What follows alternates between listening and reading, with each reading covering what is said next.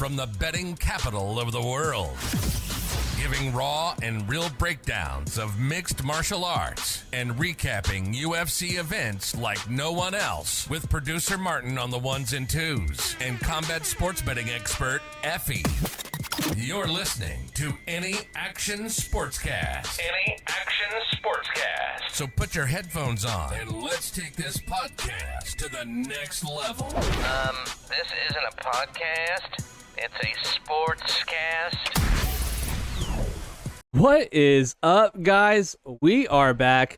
It's your boy Effie with Any Action Sportscast, here to go over UFC Sao Paulo. Jailton Almeida versus Derek the Black Beast Lewis. Derek Lewis coming in on a few weeks short notice, replacing the injured Curtis Blades in this main event. He has to fly across the world on 2 weeks notice to fight Jailton Almeida in Brazil. A hell of a challenge for the Black Beast, but man, the guy with the most knockouts in UFC history threw his name in the hat, and now we have a new main event. I am super pumped that he did that because this main event is going to be really interesting. I think that line is crazy wide. Like a lot of these fights are on this card. I'll be honest, we have a lot of fights on this card, a lot of wide money lines for sure, but we are coming off a winning week 2 weeks ago on the last card at UFC 294, where we collected 4.62 units in profit. And I'll be honest, UFC 294 wasn't the greatest, most exciting card from top to bottom, but any card that we can collect that type of profit in, I'll take it, man. I'll take it any day of the week. But I gotta say, shout out to Ismael Makhachev, dude, and still crazy to see him knock out Alexander Volkanovski the way he did in that very first round. But man, crazy card, crazy good profit. There was three fight cards in October. We went 2-1, made profit on 2 of those, and there's going to be 3 cards in November as well. So hopefully we can go 2-1 or 3-0 on this month's bets. But yeah, without any further ado, let's get right into the card. In the very first fight on this card, we have a lightweight fight between Fernandes and Marc Diakiese. Fernandes comes in, making his UFC debut, coming in with an 8-1 record, currently sitting as a plus 125 underdog. He is fighting Marc Diakiese, who comes in with a 16-7 record, sitting as a minus 150 favorite. He is 30 years old, 5'10", with a 73-inch reach. So right away, we have to talk about Fernandes.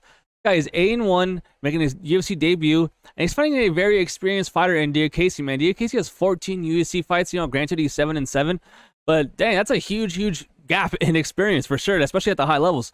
Fernandes is a very good, well-rounded fighter, a good striker, but there really wasn't nothing about his tape where I was watching where I thought, oh man, I can't wait to bet on this guy in the UFC. I can't wait to, to back him in the UFC. He's a pretty well-rounded fighter with very good leg kicks. He has a sneaky fast head kick where he got the KO in his last win against Felipe Douglas. He also has a very powerful leg kick to the body. I actually really like that more so than the head kick. He mixes up head to body a lot, goes low for sure. But he lacks sense of urgency in my opinion. There's a few fights where I've watched him. He just doesn't look as good as he should in that third round. But decent level of competition outside the UFC. He's fighting Marc Diakiese, who will be definitely a jump up in competition for Fernandes.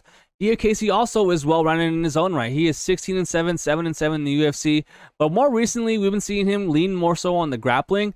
To me, it's kind of funny. I always viewed Marc Diakiese as a striker, a very good, slick Muay Thai kickboxer with good speed, good kicks, and very dynamic striking. Very good variance in his strikes. He throws a lot of spinning stuff. Very good hands, good combinations, can fight out of both stances.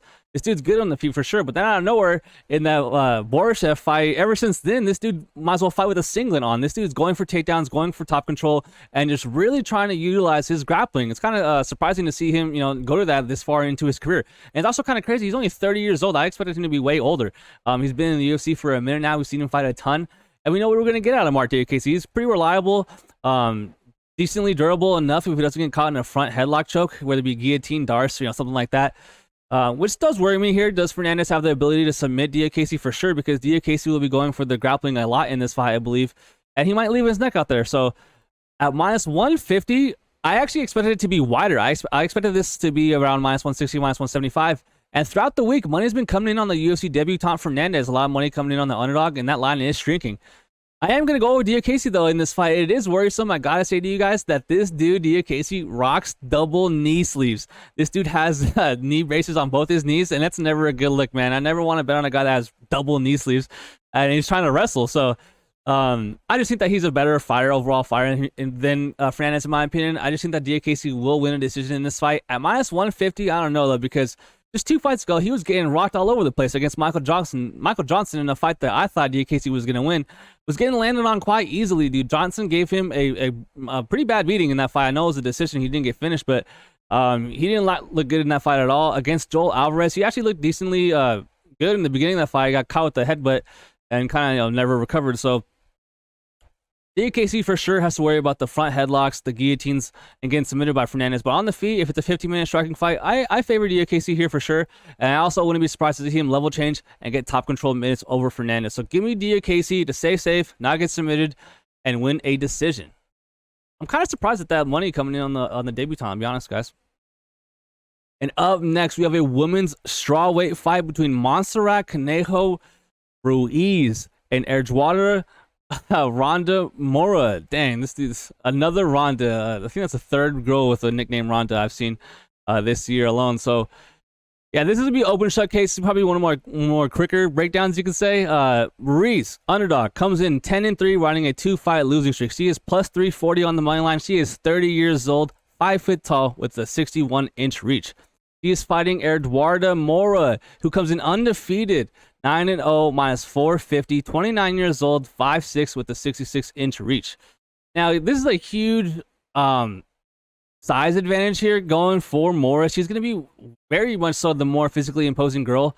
And I'll be honest, like, it doesn't even have to be Moura in this fight. I am looking to fade Ruiz. Like, this girl is not very good. All she really does have is a head and arm throw. Her last win came against Cheyenne Vlismas, where that's all she did. She head and arm throwed her about 45 times in that fight. Got control, put her in a bully headlock, and just controlled her the whole fight. Other than the head and arm throw, she really has nothing going for her. She does have good wrestling, good top control when she does get on top. But if she can't get it there, she can get out-grappled for sure. And I think that she's going to have a very tough time trying to get the headlock throw over Moura, who's going to be 6 inches taller and have a 5-inch reach advantage over Ruiz. Now, Moura, she's a big, imposing girl with a good finishing ability for sure. I've only seen her fight on the Contender Series where she just dominated this chick, got the rear naked choke.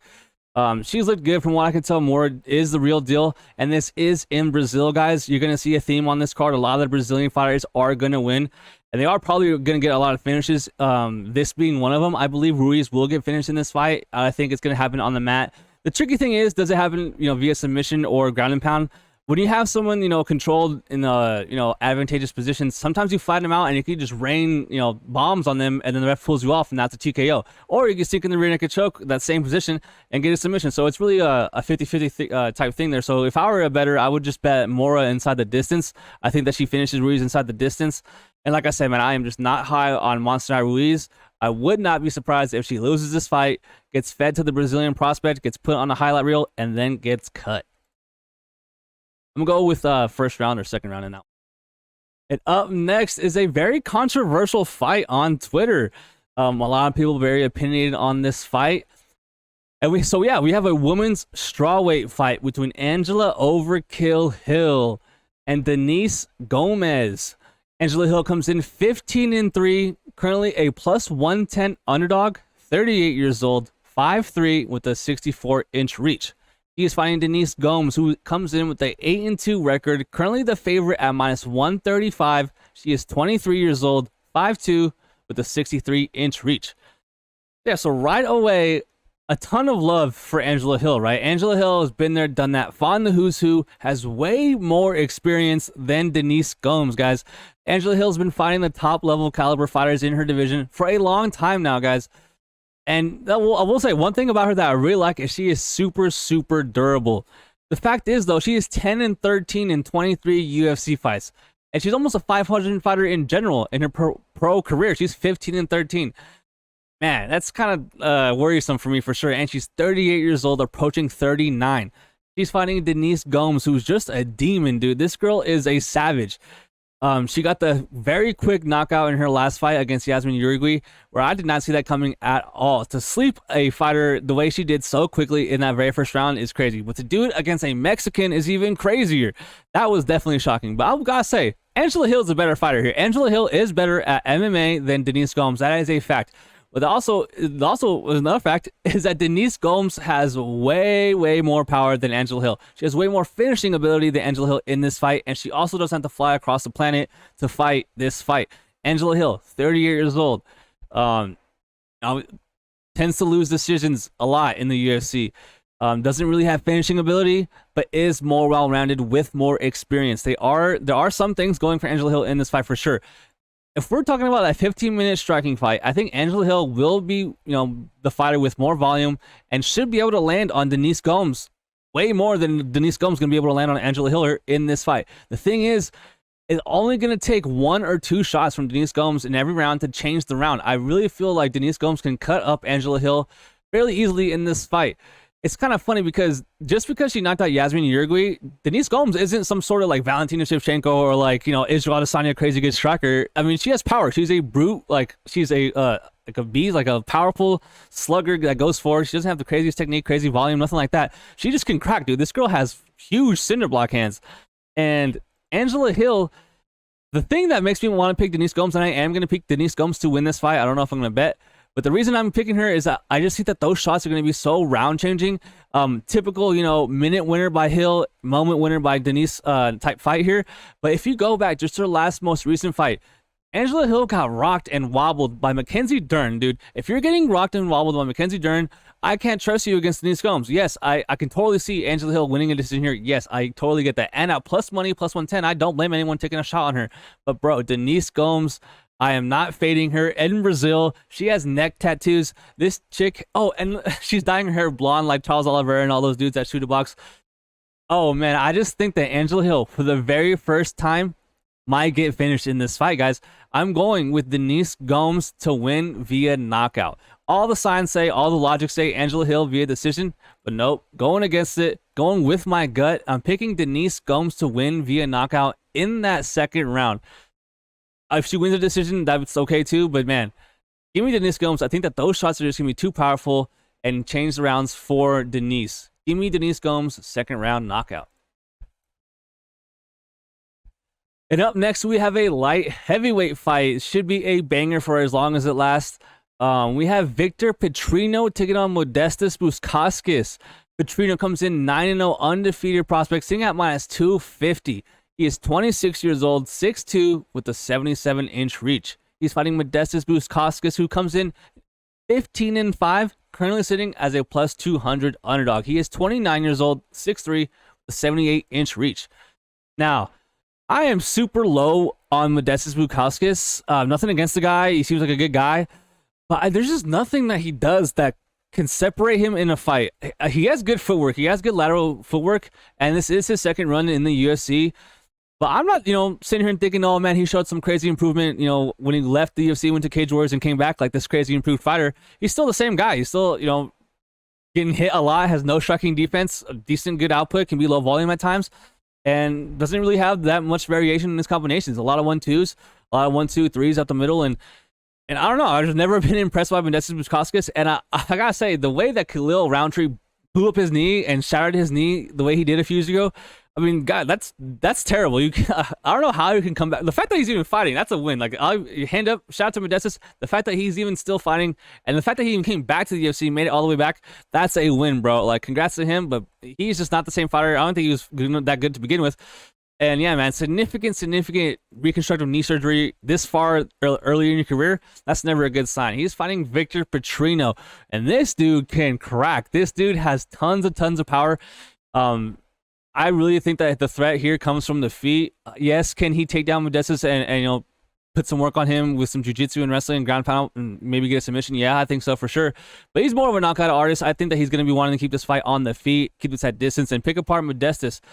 I will say, in that last fight, dude, Zach Plaga was landing a ton of clean shots on Modestas. I was kind of shocked at Modestas' chin in that fight, being able to eat the shots that he did from Zach Plaga. Zach Plaga is a pretty big guy, pretty powerful guy in his own right, and he ate him. Modestas ate him, showed he had a good chin, and I just don't think that's going to be the case. I think that Modestas has not somewhat. I think he does have bad striking defense that can be exploited by better strikers. I think Petrino in Brazil is going to put him on a highlight reel, give the UFC what they want in a setup fight. I'm minus 250. I do, foresee myself betting him somehow, whether it be a knockout prop or, money line and parlay, who knows. But I think Victor's going to win this fight. Give me Victor to win this fight. I'm going to go third round knockout over Modestas Bukauskas. Oh, yes. The next fight is a banger of a fight. I love this type of fight. We have a welterweight fight between Zaleski and Rinat Fakhretdinov. Zaleski comes in with a 24-7 record, currently sitting as a plus 275 underdog. He is 36 years old, 5'11", with a 73-inch reach. He is fighting Rinat Fakhretdinov, who comes in with a 22-2 record, currently sitting as a massive minus 350 favorite, 32 years old, 6 foot, with a 74-inch reach. First things first, I gotta say, is Rinat Fakhretdinov looks like the zombies from I Am Legend, and well, with a beard. Like, this dude looks like a zombie. It's kind of crazy, but this dude is a very good fighter, dude. Shout out to Rinat Fakhretdinov. You know, he's 3-0 in the UFC. He showed up and has looked good, you know, ever since. He got a good win against Michailidis, who's not the best fighter in the world. Got a very good win over Brian Battle, where he dominated Brian Battle. He got 14 minutes of control time in a 15-minute fight. Absolutely insane. And that win has actually aged really well because Brian Battle is looking to be a very decent fighter in the UFC. And then last fight, just absolutely embarrassed Kevin Lee. I actually don't think that's that good of a win. Kevin Lee, coming off like 500 knee surgeries, hasn't fought in like 3 years, had a close fight with Diego Sanchez, rocking double knee sleeves, and got finished. And he was fighting up a weight class. So, I mean, yeah, Kevin Lee is a big famous fighter. Everyone knows him, who he is. They all like him. But I really don't rate that win that highly. I rate the Brian Battle win much more so highly than Kevin Lee. And on the other side, yeah, so first of all, the way Rinat's going to fight is he's going to get this guy down, control you, and I don't know if he's going to finish you, but he's definitely going to control you and likely win a decision. On the feet, he's still green and still raw, in my opinion. He was looking a little bit sloppy against Kevin Lee. I'll give him that for sure. But, dude, he landed one jab and had Kevin Lee doing the chicken dance, so I was happy to see him, you know, do some damage on the feet for sure. But I had 2 units on Rinat in that fight, and the longer it stayed on the feet, the more I was like, oh boy, here we go. I will say Rinat's low leg kicks in that fight were slapping Kevin Lee, man. He was landing clean with those leg kicks on Kevin Lee. So definitely showing improvements in his striking, but I still don't think his striking's all the way there. Not the best striker, you know, that's not his game. He is a wrestler. He's going to be grappling. He's going to have good control, good takedown entries, very good body locks, able to lock the hands in on those entries. And he's just a very good grappler, relentless grappler. He's fighting Zaleski, who's also a pretty good grappler in his own right. More so defensive, though. He's a very good defensive jiu-jitsu guy. Can get sweeps from bottom, can get submissions from bottom for sure. And on the feet, he's definitely the better striker than Rinat Fakhretdinov. That's just, I mean, that's not because Zaleski's some sort of, you know, Golden Glove boxer. That's more so that Rinat, you know, is not that not very good on the feet. But Zaleski is definitely going to have to get a submission in this fight. I don't think it's going to happen. I think that he's able to definitely rock and get the respect of Rinat for sure on the feet. I wouldn't be surprised to see that happen in this fight for Rinat to get touched up and marked up. But the longer it takes, or longer it goes on, I think Renat's going to get close the distance, and grab Zaleski. And once he grabs Zaleski, the round's probably going to be over. If Zaleski can show good takedown, good sprawls, and good separation here, this can get interesting. At minus 350, man, that's tough, man. You're going to be parlaying him, or you have to bet big to win a little bit back, because at minus 350, I don't know how much you're adding on your parlay, or you want to bet 3.5 units to win one over a very experienced guy in Zaleski, who's also a very dangerous finisher. I will say Zaleski's almost 37 years old. He's getting up there in age, and he will be the smaller guy in this fight. I can't go against Rinat Fakhretdinov. I am picking Rinat Fakhretdinov to win this fight, but I am going to go to decision. So at minus 350 for a fight to go to decision, no thank you.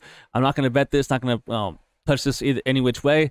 I do think it goes over. I think Rinat, gets a decision via grappling and control time, and he moves on and stays undefeated in the UFC. Up next, we have a bantamweight fight between Daniel Marcos and Victor Hugo. Marcos comes in undefeated, 15-0, sitting as a minus 250 favorite. He is 30 years old, 5'7", with a 69-inch reach. He's fighting Victor Hugo, who comes in 24-4, currently sitting as a plus 200 underdog. He is 30 years old, 5'7", with a 71.5-inch reach. And I just got to point out that this dude's nickname is Striker. Victor Striker Hugo. That doesn't really make sense. If you watch this guy's fights, this dude has crazy submissions, man. This dude has leg locks, knee bars, guillotines. Like, this dude is very, very active off his back. I just thought it was so funny when I saw his nickname was Striker. I just had to point that out, but he's on short notice here, and I do think that he's a live underdog at plus 200. I do think this line is slightly wide, in my opinion. Do I think that Daniel Marcos will win this fight? Yes. Do I think that he's going to win and keep this fight on the feet and pick apart Victor Hugo with his striking? Yes.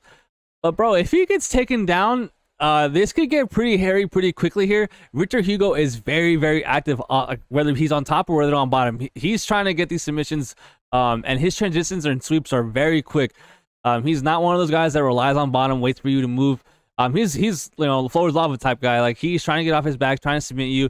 And Daniel Marcos, he has shown some pretty good takedown defense and good sprawling ability and good get up ability, I should say. Low key though, you could argue he lost his last fight against Davey Grant. If you bet Davey Grant, man, I'll be honest, you probably got screwed. Probably should have won that fight. Against Simon Oliveira, that fight is probably more so how he needs this fight to go. Simon Oliveira was really selling out for the takedowns and obviously couldn't get him, and then just got picked apart. So, it's not like anyone out there hasn't tried to take Daniel Marcos down the way Victor Hugo's going to try to do. But it's going to be tough, man. You got to be able to keep your distance here against the very dangerous grappler in Hugo. I am going to pick Marcos, like I said. But this line's wide, man. Minus 250. You're not going to see me betting this. You're not going to see me betting on the underdog either at plus 200. I don't blame anyone, though, taking the shot. At plus 200, 2-1 dog on a guy that, if he gets the takedowns, if he is in top control here, he's going to look like the minus 250 favorite. But he is on short notice. So that's a little worrisome for sure. Give me Daniel Marcos. Man, I'm going to be so mad if Hugo wins this fight. I really think that he has a chance, but that short notice is kind of pushing me off, I don't want to force anything as far as bets or, picks or anything like that. Give me Daniel Marcos to win this fight, stay undefeated, keep it at distance, keep it at range, sprawl and brawl, and eventually catch Victor Hugo. I think that he puts him out. Give me that third round knockout. If not, give me a decision. But I am leaning more so a finish here from Marcos. Hugo on short notice. I wouldn't be shocked if he goes for it, sells out, doesn't get it, gasses out, and then gets finished. So give me Marcos, third round knockout. Not crazy confident on that pick. Oh my gosh, yes. Now this fight is a banger. I heard rumors that this fight is off, that got canceled, but it's still on here on my stuff, so I'm going to talk about it while we can. So hopefully guys, this fight stays on the card because it's a banger. We have a lightweight fight between Elves Brener and Esteban Ribovics. Elves Brener comes in 15-3, currently sitting as a minus 155 favorite. He is 26 years old, 5'10", with a 72-inch reach. Fighting Esteban Ribovics, who comes in with a 12-1 record, currently sitting as a plus 125 underdog. He is 27 years old, 5'10", with a 69-inch reach. Now, like I said, guys, I heard rumors that this fight is canceled, so, I don't want to go too in-depth with this, but this is a banger and a highly skilled fight. While I did see the money line, Brener got all the way up to minus 170, so money's been coming in on Brener. Earlier in the week, he was around minus 130, and I think if you got him at minus 130, minus 135, that is a good bet, man. I think that he's going to win this fight. But don't get me wrong, man. I am a big Ribovics fan. I bet on him in his last fight against Kamala Kirk. And yes, he got taken down quite easily early. And yes, Kamala Kirk gassed out like incredibly bad after that first round. But man, he looked good. Ribovics looked good. He had pretty good submission defense, good get up ability, good sprawls. And once Kamala, started to fade, he put it on him bad. Very good slick combinations, very clean hands. Doesn't really waste a lot of movements with his striking. And it looks good, man, for sure. I was impressed. It's just that he gets taken down so easily, man. In that Razmibal fight, he got taken down 11 times. And Elves Brener was taking down people like Guram Kutladze. So if that was actually surprising, too. The I guess you could say easiness, the relatively, quickness that he was able to take down Guram Kutladze with. That was surprising. Brener definitely surprised me. But, guys, I'm not going to sit here and act like Guram Kutladze wasn't beating the brakes off Elves Brener in that first round. Elves Brener was getting his ass whooped in that first round against Guram Kutladze. Guram wasn't able to finish him, wasn't able to put him out. And I don't want to say he gassed out. Guram, I wouldn't say gassed out. He just started, Elves Brener just wouldn't go away. Elves Brener ends up getting that finish in that third round. And man, that was super shocking. One of the more surprising performances I've seen this year for sure. So Elves Brener is a dog, man. This dude is a savage. This dude has heart. Like I said, he was getting whooped on by a very dangerous striker, very high-level guy in Guram, and he comes back and wins the second round and then finishes him in the third. Crazy performance. And in his first UFC fight against Zubair Tugov, another good performance, another good fight against a very good fighter, good striking in that fight. It's actually kind of funny. Elves Brener has been outstruck in both his UFC fights so far, and he's won both. So definitely hittable, definitely not the best guy at range, but his ability to get takedowns here, I think, is what is going to win him this fight. I think that he's going to be able to level change on Esteban Ribovics, and from there, either win via control time or seek a finish. I don't think that the finish happens. I think that Brener does win a decision in this fight, and I hope that it is still on the card because this is going to be a banger. Ribovics is going to be trying to keep Brener off him for sure the whole entire fight. Super interested to see how he maintains distance here, but give me Elves Brener to crash the pocket, get this guy, get the hands locked, take him down, and then work from there. So give me the shoot the box guy, Elves Brener. Go decision.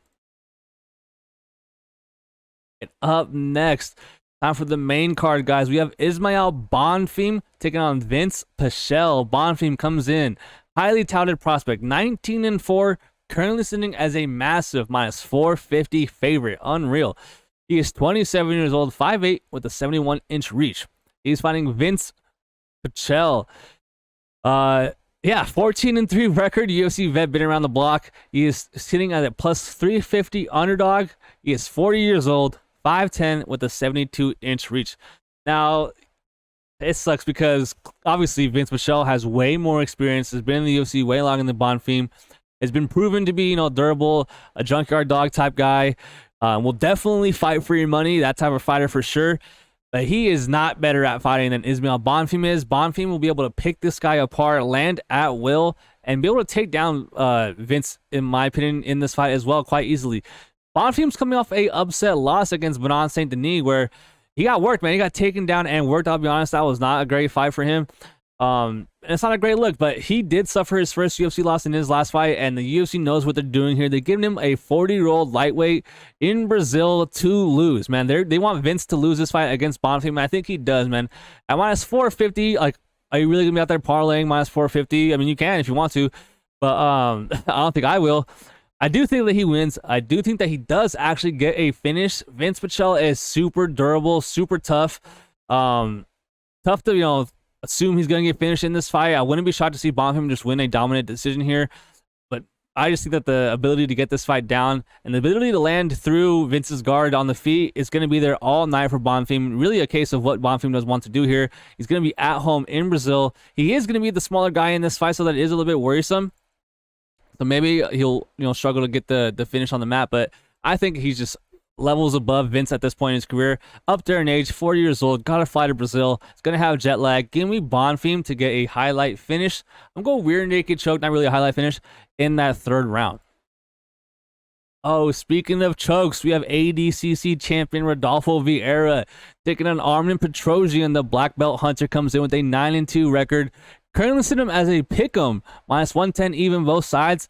34 years old, 6 foot tall, with a 73-inch reach. He is fighting Armen Petrosian, who comes in 8-2. Like I said, currently a pick'em, -110. 33 years old, 6'3", with a 71-inch reach.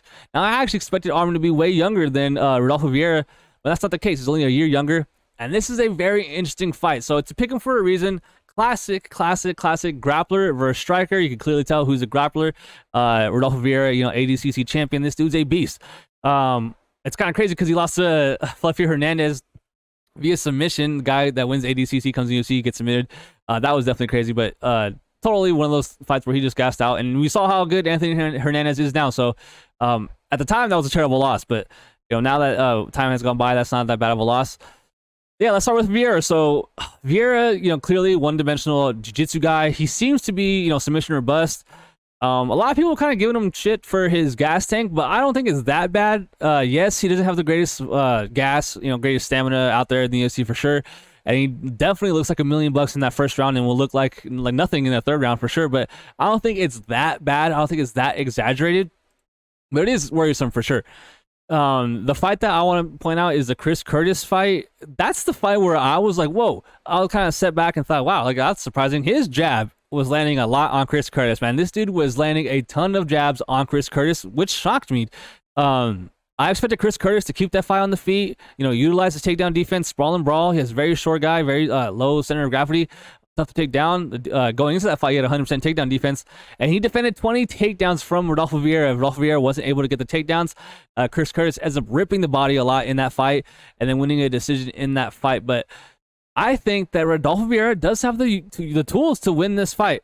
Now, it's crazy because I'm a huge Armen Petrosian fan. I believe that I've either bet on him or somehow or another bet him on every single one of his UFC fights. I love this guy. I love betting on him. He's not that good, I'll be honest. I think I might have been a little bit high on him, and I need to kind of regress toward what he actually is.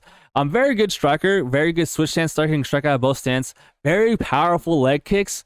And he's very quick, very good speed on this dude, and a very dangerous striker, man. Not a lot of guys are going to be wanting to stand in front of him for extended minutes for sure. A lot of guys are going to be fighting him, trying to take him down, trying to get the hips, trying to get him on the ground where he's less dangerous. He's not the best guy off his back. He does have some sweeps that I've seen him pull off, but he's not very active. Doesn't have the crazy, sense of urgency off his back.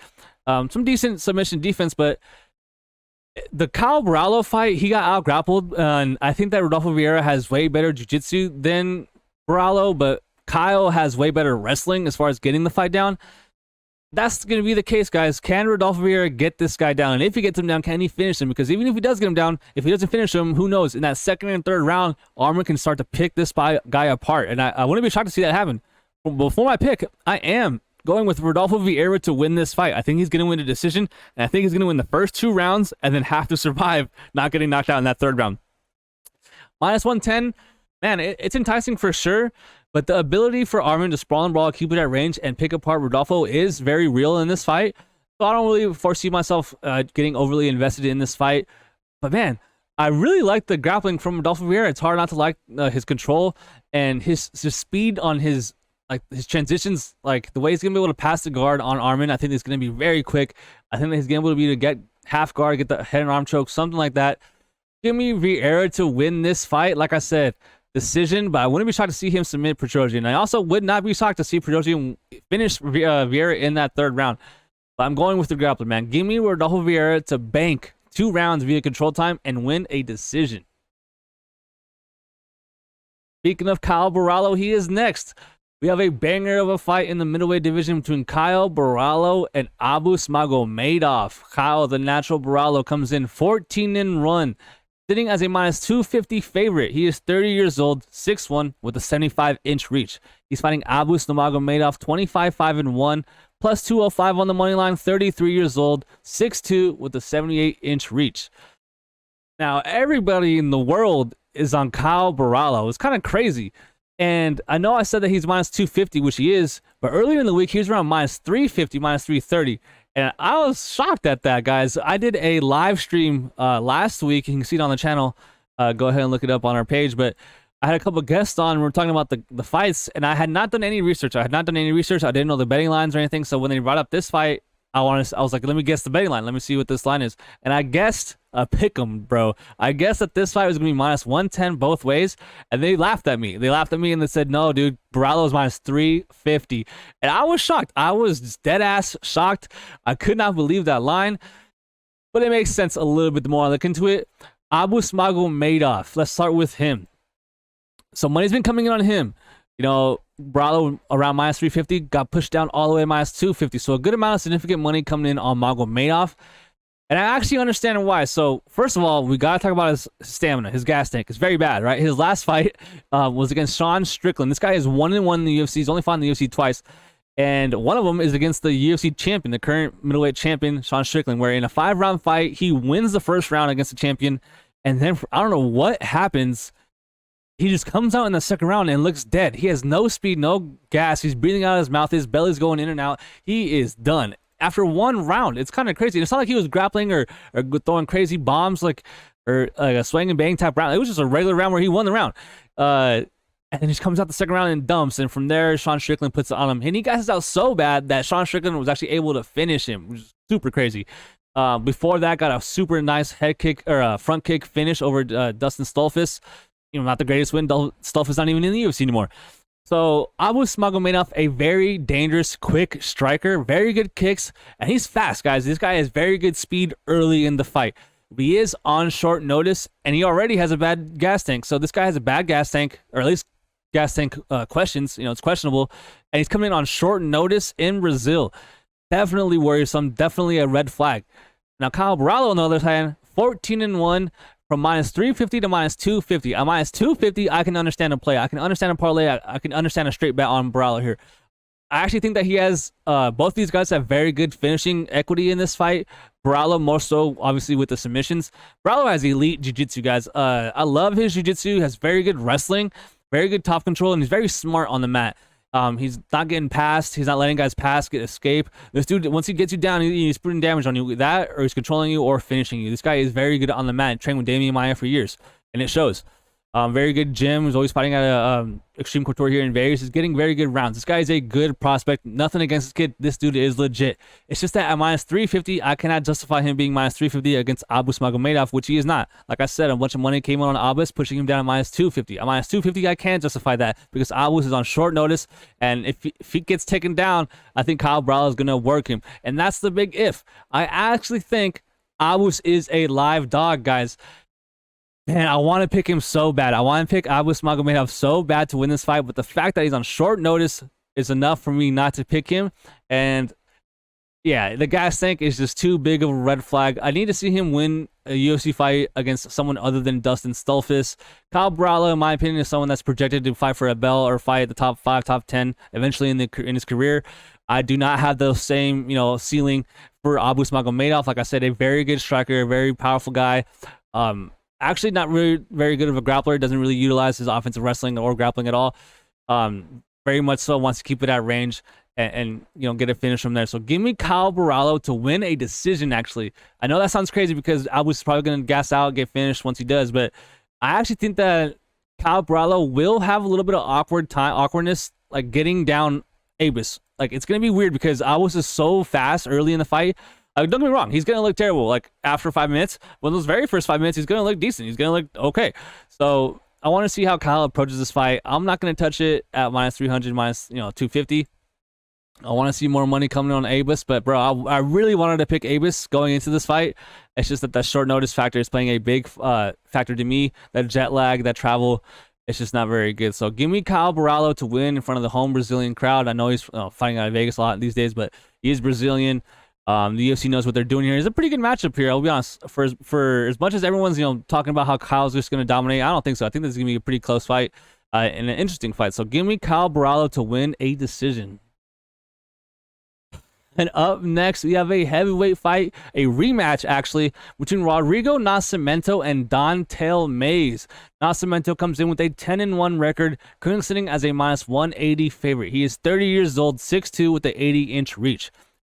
He's fighting Don'Tale Mayes, who comes in with a 10-5 record, currently sitting as a plus 155 underdog. He is 31 years old, 6'6", with the 81-inch reach. Now, in the first fight, it was Rodrigo that won the fight, and he didn't really have a lot of trouble doing it. So, and that wasn't that long ago. I'm kind of surprised that this fight is actually happening. It was 3 years ago, the fight between these guys. And yeah, I think that Rodrigo and Don'Tale are just heading in two different directions in their career. I wouldn't be shocked to see Don'Tale cut from the UFC maybe within 2 years now. And I really like how Rodrigo Nascimento is fighting at an American top team. Those guys, whenever you have a foreigner go in an American top team, they get good results. Don'Tale Mayes, is a training partner of John Jones, so that's kind of interesting. But I just don't think Don'Tale Mayes is good anywhere in this fight. He's a decent striker with good range and decent power, but no ground game whatsoever. I know he's famous for the face humping Josh Parisian in the north-south position, but if he gets put on his back, he is just staying in there. This dude's going to stay there once he gets put on his back. I believe Rodrigo Nascimento will take him down and either find a ground and pound finish or submission. My pick, I am going with another submission win. Give me Rodrigo Nascimento to take down Don'Tale Mayes at some point in this fight and find a submission. I'm going to go with a round one. Or no, sorry. We're going to go round two. I think Don'Tale Mayes is good enough to survive one round and then get finished in that second round, taken down and give up his neck. So give me Rodrigo Nascimento to win via submission round two. And up next, the co-main event, guys. We have the other Bonfim brother, the good one. We have Gabriel Bonfim taking on Nicholas Dalby. Bonfim comes in 15-0. Coming in as a massive minus 550 favorite. He is 26 years old, 6'1" with a 72-inch reach. He is fighting Nicholas Dalby, who comes in with a 22-4-1 record, currently sitting as a plus 400 underdog. He is 38 years old, 5'11" with a 74.5-inch reach. Open and shut case. Gabriel Bonfim will win this fight. There is nothing that I am worried about here from Nicholas Dalby. And I'll be honest, the last 3 or 4 times that I've talked about someone, like that, like they're giving them no chance, they win. I gave Sean Strickland no chance against Adesanya. I gave O'Malley no chance against Sterling. Well, that was more sort of a joke. And there was someone else, a third fighter that I gave no chance and they ended up winning. So that is actually favoring good here for Nicholas Dalby. But give me Gabriel Bonfim to win this fight via knockout. Gabriel Bonfim and the Bonfim brothers in general have very good striking. This dude's jab is legit. His boxing combinations are legit. And Nicholas Dalby is getting up there in age. He's 38 years old. He's actually looked good recently in his last couple fights. He's fighting people like Muslim Salikov, Warley Alves, and Claudio Silva. All three of those guys would probably lose against Gabriel Bonfim, I'll be honest. Bonfim would be a significant favorite over all of those. I think Bonfim is just a different beast than the guys that Dalby's been recently fighting here. And I just think that there's not one area where I can feel confident in Dalby over Gabriel Bonfim. So give me Gabriel Bonfim to get it finished in this fight. I'm going to go with a very first round knockout. I think that he sparks the 38-year-old Dalby, who had to travel all the way to Brazil. Guys, sometimes, and we mention all the time, but sometimes it's very clear and obvious what the UFC are doing. They're clearly and obviously throwing Nicholas Dalby out to pasture. They want him to get finished, to get put on a highlight reel, and to make Bonfim's name bigger in Brazil. So give me Gabriel Bonfim via knockout round 1. And speaking of round 1 knockout, we have Jailton Almeida taking on Derek Lewis in the main event. This is going to be a very good fight. We have Jailton Almeida coming in at 19-2, sitting as a minus 470 favorite. He is 32 years old, 6'3", with a 79-inch reach. He's fighting Derek Lewis, who is 27-11, currently sitting at plus 350, 38 years old, 6'3", with a 79-inch reach. Now, where do we begin with this one? I think we should start with the fact that Derek Lewis is on short notice here. This is supposed to be a fight between Jailton and Curtis Blaydes. Super interesting and super important fight for the heavyweight division. But instead, Curtis Blaydes gets injured, gets pulled out of the fight. In steps in Derek Lewis on 2 weeks' notice. Now, right before I started recording, news broke on Twitter that Derek Lewis got arrested right before he came to Brazil to take this fight. And right there, I was like, what a crazy headline. But dude, it's because he was speeding. All right, guys, calm down. He was speeding in a 55 going 100 or something like that. It's not that big a deal, right? It's not like he was drunk as hell or like on pills or something, like beating up ladies. He's speeding. All right, not a big deal. This guy's a Ferrari. I would speed too. So at first I was like, oh no, like what about he thinks he's John Jones? But no, it's just a speeding type violation. But the fact that he's on short notice definitely is worrisome. And the fact that he's 30 years old is also worrisome. It is heavyweight. The heavyweights tend to still have more success later on in the career than the other weight classes. Getting old isn't that big of a deal in the heavyweight division for sure. But one thing I gotta say, guys, is Derek Lewis is huge, right? Derek Lewis is enormous. We all know that. Like, it's not a shock. He last weighed in at 265, right? His last fight. You got to win in Salt Lake City. I was there. Jailton Almeida could fight at 205 light heavyweight. He's been fighting at heavyweight for a reason that I don't know why. And he's just dominating guys. This guy is super fast and super quick for the heavyweight division, but he could definitely fight at 205. I just don't think that he likes weight cutting, really. And the reason I mentioned Derek Lewis's weight is that Jailton Almeida's last weigh-in, he weighed in at 231. He's going to be giving up 30 pounds here to Derek Lewis. And not for nothing, guys, we've seen Derek Lewis do the famous Derek Lewis thing where he just gets up. This dude should sell instructionals on, flow grappling or something. This dude just gets up. This dude will be putting in side mount, full guard, half guard, and he just gets up. It's the funniest thing while watching Derek Lewis just get up from his back. But jiu-jitsu is fake, obviously, and Derek Lewis has proven it. All you gotta do is just get up. And that's the thing. Jailton Almeida doesn't let anybody get up. This guy gets you down and then just kills you. This dude will put in work. Once he gets you down, he'll ride you. He'll get the wrist locked. He'll take out your post and he'll just crush you. It's actually kind of crazy. I've never seen someone get cut and then brought back just to lose. And that's exactly what happened with the Parker Porter. So Jailton Almeida was supposed to fight Maxime Grishin, I think last year. And Grishin pulled out, like the smart thing to do. He pulls out, realizes he's going to get crushed. Says, no, thank you. And Parker Porter had gotten cut, and the UFC was like, oh, who can we call to take this? Because no one's going to take Jailton Almeida on short notice. And Parker Porter was like, oh, give me my job back, and I'll do it. And then they gave it to Parker Porter. Parker Porter takes the fight, gets him finished in round 1. Now, Derek Lewis is taking the fight on short notice, so shout out to him, dude. This dude has huge nuts, huge balls, and I don't know if it's going to play out too good for him. So if I were to make a case for Derek Lewis, it would be this. It would be the fact that Jailton Almeida hasn't been tested. He hasn't been hit by a real heavyweight yet. And he really relies on top control. Really relies on getting guys down and holding them down. It's going to be tough. holding guys down like Derek Lewis. Like, guys that are this big, I mean, don't get me wrong, he's holding down big guys for sure, but like Derek Lewis is huge. Derek Lewis is a very big guy, and we've seen him get up. You've seen him have good get-ups, but I also have seen him get ragdolled by people like Sergey Spivak.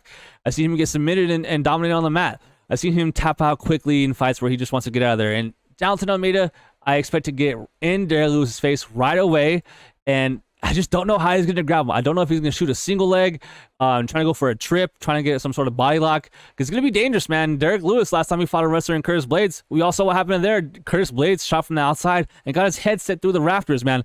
That was low-key super scary.